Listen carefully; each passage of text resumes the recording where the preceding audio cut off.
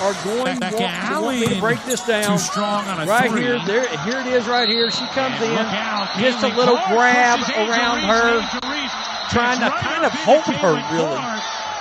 And Angel Reese loses her mind. I mean, if you can't tell me there is not true animosity, jealousy, and agenda ate up right there with that player, I don't know what to tell you. I mean, that was a big nothing. Wow. Clark had delivered a take foul, striking across Reese's arms as the Chicago Sky forward attempted a layup. Reese flopped to the ground and then immediately sprung to her feet to confront Caitlin Clark. Girl, you know who you messing with? It was a minor foul, barely even worth a whistle, but Angel Reese exploded, shouting at Caitlin Clark and calling her crazy as F*** in front of a sold-out crowd. The moment wasn't about contact, it was about control, and Reese completely lost hers. In this video, we break down how that single outburst exposed the fake rivalry, the media's obsession, and why Caitlin Clark is leaving all the noise behind. I mean, my goodness. By the way, this is Angel Reese right after Caitlin Clark hit that three-pointer at the buzzer going into halftime. Guys, this game, this is what a sellout looks like.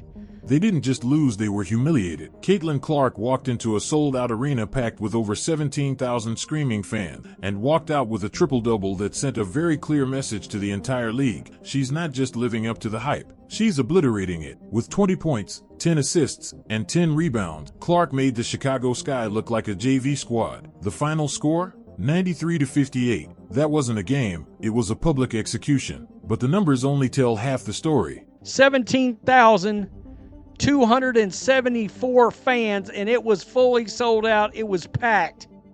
This game was not close, folks. Clark's dominance wasn't quiet. It was loud, it was sharp, and it was personal. Every pass was a dagger. Every rebound felt like a statement. And the three-pointer she drilled right before halftime? That was the kind of shot that doesn't just sink a team, it crushes their spirit. And if you're wondering who was guarding her when it happened, yep, Angel Reese was on the floor, watching it go down. But here's where it gets messy. Reese pointed a finger and shouted profanities at that white bitch. Clark, as the Fever guard walked away.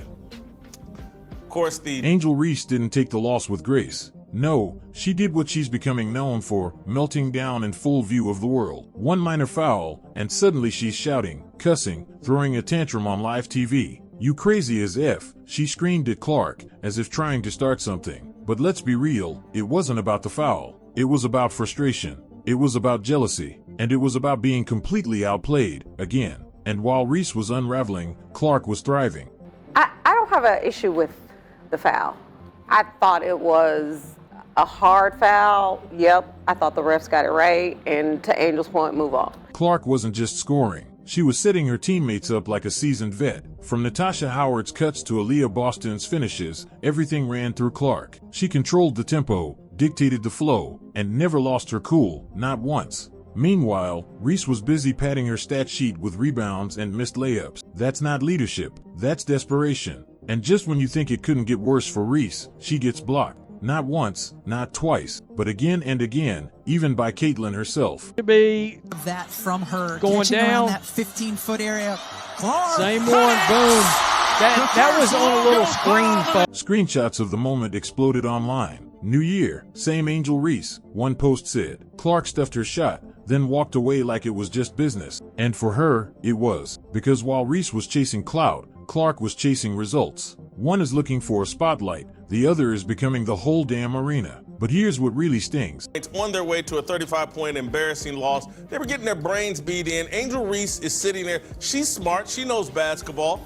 She's on a team that has no chance, and she knows it. And she found out game one, like, holy cow, we got no shot. You see this? Clark didn't have to say a word. Her game did all the talking. She didn't flop. She didn't cry. She didn't lash out. She just performed, at the highest level, under the biggest spotlight, while her so-called rival crumbled under pressure. This was never a real rivalry. It was a media stunt, one created to sell headlines and keep the cameras rolling. But now the dust has settled, and there's no debate left. Clark is elite. Reese is emotional. And every time they share the court, that gap gets wider and wider. And then boom, buzzsaw on the internet about Caitlin Clark and Angel Reese. Ultimately, I think the buzz is good for the WNBA as a whole. I know it's probably not fun to be a part of if you're Caitlin or Angel Reese or anybody else, but in the end, the Indiana Fever win by 100, and Angel Reese and Caitlin Clark have started their second season in the WNBA, and Caitlin Clark... So the question isn't who's better,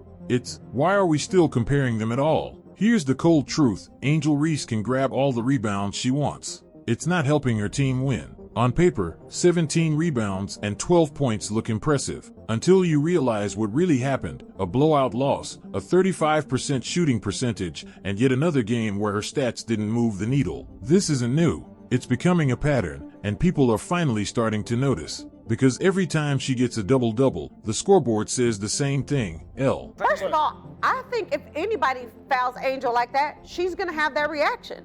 Falling? I don't think so. No, she don't jump up like that. She's feisty. Girl, you saying she flopped Like, a it little has bit on nothing to that? do with the fact that it had nothing to do with the fact that it's Caitlin. I don't care. No, it wasn't. Yes, it does. No, it wasn't. 100%. No. Yeah. But here's where it gets uncomfortable. These numbers might look flashy to the casual fan, but they don't tell the real story. A double-double means nothing if it's padded with missed layups, forced shots, and garbage time rebound. The stat sheet doesn't show the missed defensive switches, the poor shot selection, or the emotional outbursts when things don't go her way. And that's where Reese falls flat, again and again. And it's not just one game. This is becoming her signature. She racks up rebounds, sure, but they don't come from controlling the paint. They come from chasing her own misses. It's hustle, yes, but hustle with no finish. Shooting 35% from the field as a post player? That's not dominance, that's inefficiency. And worse, it's predictable. The moment Reese logs a double-double, it's almost guaranteed her team is about to take another loss. But the excuses never stop. To see Angel Reese make that mistake. She's been programmed by the matriarchy. Reese perfectly symbolizes the mindset of the typical American black woman. She rejects gratitude and emotes bitter. Fans say she's still adjusting. Commentators say she brings energy. But energy without impact is noise. And when your numbers become a punchline, when people can predict a loss every time you hit double digits, it's not hate, it's reality. And while she's chasing stats, the real stars are chasing wins. Caitlin Clark didn't just outplay Reese, she outclassed her. Triple-double, team win, historic crowd. And not once did she lose her cool or try to make it about herself. Meanwhile, Reese was flailing under the rim, clanking shots off the glass, and shouting like the game owed her something. It didn't. And here's what fans won't forget. Unfortunately, this league continues to prove that it's not that, and the media continues to prove that they are not going to cover it as if these are actual athletes playing a sport.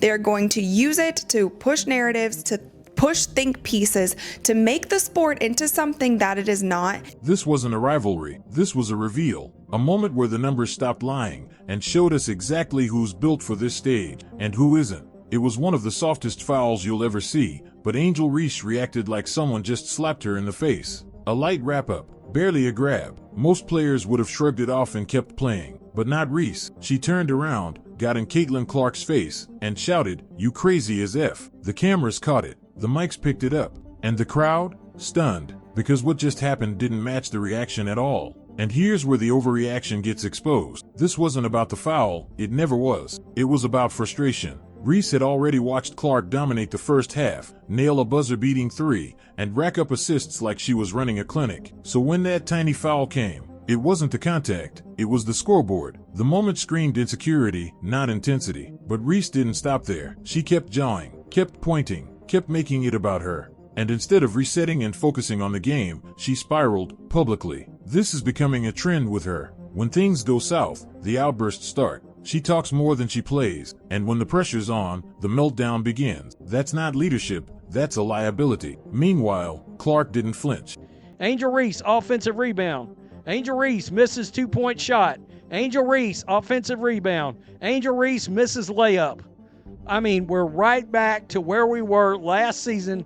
I told you guys. She didn't scream. She didn't retaliate. She let Reese bark while she walked away, composed, calm, and locked in. That contrast said everything. One player wanted attention, the other wanted a win. And when the dust settled, only one of them had both. But what happened next only made it worse. Fans online didn't take Reese's side. Even her supporters were confused. That's not it. Some wrote, "You're better than this." But here's the uncomfortable truth. Maybe she's not. Maybe this is who Angel Reese is when the spotlight turns harsh, emotional, distracted, and completely outplayed. If it wasn't so petty, it'd almost be funny. Angel Reese didn't just overreact. She tried to start a scene. A minor bump from Caitlin Clark turned into a full-blown meltdown. Reese stormed toward Clark, shouting like she'd been attacked. But let's be real, it was barely even a foul. Most players would have walked it off. Reese? She tried to turn it into a spectacle. But here's what it really looked like. It wasn't toughness. It wasn't passion. It was desperation. Reese wasn't trying to defend her team. She was trying to shift the spotlight back on herself. Because once Clark started taking over the game, Reese faded. So what does she do? Create chaos, stir the pot, make noise, anything to distract from the scoreboard that had her team down huge. And the worst part? It looked planned. From the moment she got touched, she escalated it fast, like she was waiting for a reason to explode. And maybe that's the most telling part. When your go-to move isn't to step up your game, but to cause drama, you've already lost. She wasn't there to lead. She was there to be seen. Meanwhile, Clark didn't take the bait. She kept her composure, didn't say a word, and went right back to cooking on the court. While Reese played to the cameras, Clark played to win. That's the difference between stars and distractions. One builds moments, the other begs for them. And fans aren't buying it anymore. Even on social media, people are calling it out. The tantrum, the attention-seeking, the same tired act. Reese's behavior wasn't bold. It wasn't brave. It was embarrassing. And if she thought she was exposing Caitlin Clark, all she really did was expose herself. This isn't a rivalry. It's a media creation, and ESPN is the puppet master pulling the strings. Every time Angel Reese throws a tantrum or points at Caitlin Clark, ESPN's cameras are already rolling. They don't care about the game. They care about the clicks. The more dramatic Reese acts, the more headlines they can pump out. And the sad part? It's working. They've built a storyline that doesn't exist because they need someone to chase Clark, even if she's nowhere close. But let's break down what's really happening. Clark dominates on the court. Clean, quiet, professional. Reese? She flails, shouts, and stirs chaos. That contrast should be obvious, but instead of calling it what it is, ESPN slaps a rivalry label on it and pretends it's LeBron versus Steph all over again. It's not. It's one elite player being stalked by a media favorite who can't keep up. And Reese knows exactly what she's doing. She feeds the drama. She talks before the game, taunts during, and complains afterward. Every little moment becomes a viral clip. Not because it's meaningful, but because the media needs a villain. And if Reese can't beat Clark with skill, she'll try to beat her with headline. Problem is, fans are starting to see through the act. But ESPN refuses to let go. They push the same tired narrative. Reese versus Clark, the rematch we've been waiting for. Meanwhile, Clark keeps winning. Reese keeps losing. Yet somehow, the storyline survives. Why? Because it sells. Controversy brings views. And ESPN would rather push fake beef than admit the truth. This rivalry is one-sided and overhyped. And here's what that reveals about the bigger picture. This isn't just about two players. It's about media control. ESPN is shaping the way fans see the game, choosing drama over facts. And Reese? She's letting them use her. Every outburst, every meltdown, becomes part of their scripted soap opera. But while they keep faking tension, Caitlin Clark keeps making history. While others were yelling for attention, Caitlin Clark let her game do the talking, and it was loud. She didn't need a tantrum. She didn't need trash talk. She dropped a triple-double with ease, 20 points, 10 rebounds, 10 assists, and still looked like she was just warming up. But what really left fans stunned? Her first logo 3 of the season launched from deep like it was a free throw. Net. No hesitation. And right before halftime, with Angel Reese watching helplessly. But Clark wasn't just scoring, she was running the show. Every play went through her hand. She dissected the defense with passes that looked simple, until you realized no one else could have made them. Whether it was setting up Natasha Howard for a smooth cut or dropping a dime to Aaliyah Boston under the rim,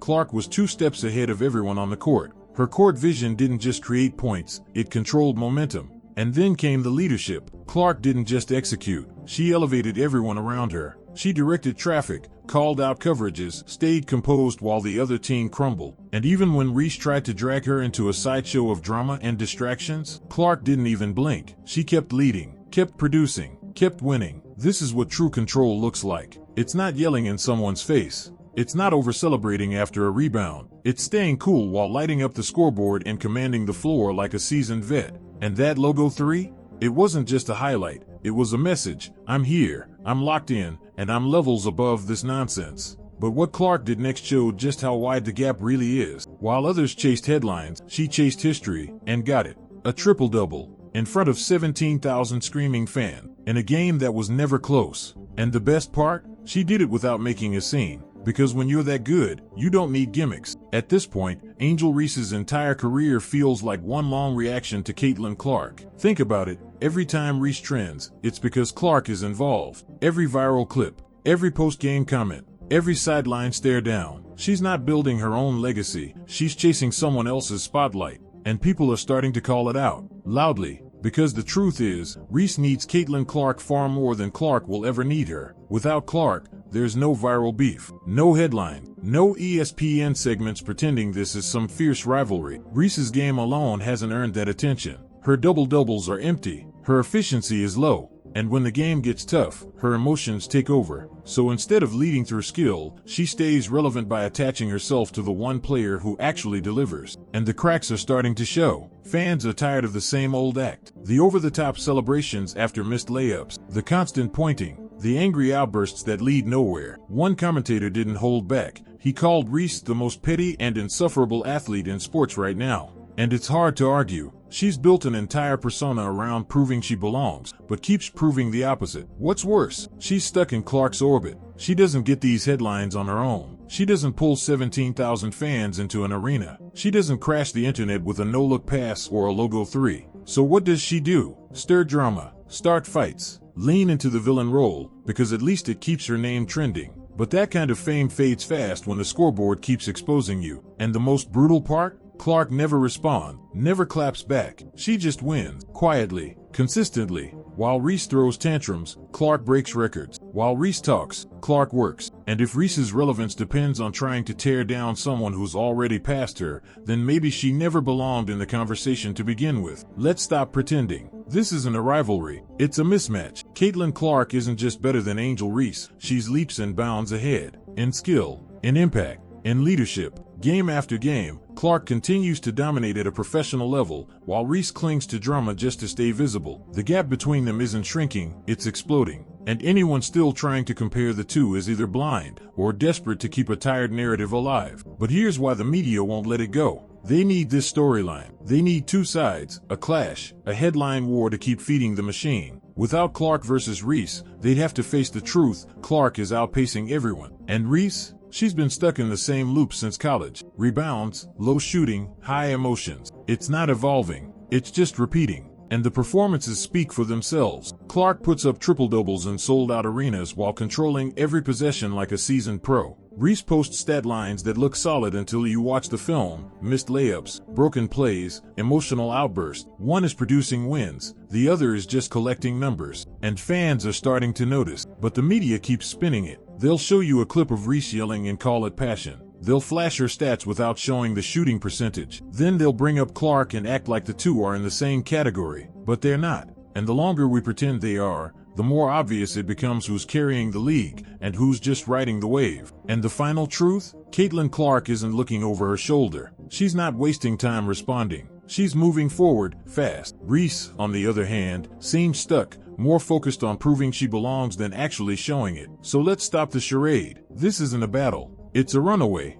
And there you have it. One player dominated with pure skill, while the other collapsed under the weight of her own hype. The media may keep trying to sell you a rivalry, but the truth couldn't be clearer. Caitlin Clark is playing chess while Angel Reese is stuck flipping the board. If you're tired of the noise, the fake headlines, and the recycled drama, you're in the right place. We break it down with no filters, no fluff, and no favoritism. So don't miss what comes next. Hit that subscribe button, turn on notifications, and join the movement that calls it exactly how it is. Because over here, we don't follow narratives, we expose them. Thanks for watching. Until next time.